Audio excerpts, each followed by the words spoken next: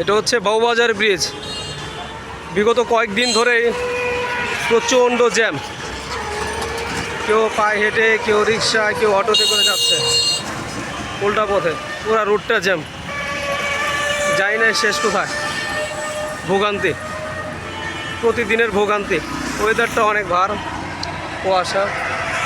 বউবাজার ব্রিজের উপরে আছে, প্রচণ্ড জ্যাম। ডে বাই ডে নৈমিত্তিক এগুলো প্রবলেম আমাদের। এই যে এখন গাড়ি ভাড়া দিয়ে পরে নেমে গেলাম, আর হেঁটে হেঁটে যাচ্ছি। এটা কোনো কথা? আমার মতো অনেকে তো আছে, হ্যাঁ, কেউ হাসপাতাল যাবে, কেউ অফিসে যাবে। প্রয়োজনীয় কাজগুলো কীভাবে সারবে যদি এত জ্যাম থাকে প্রতিদিনের?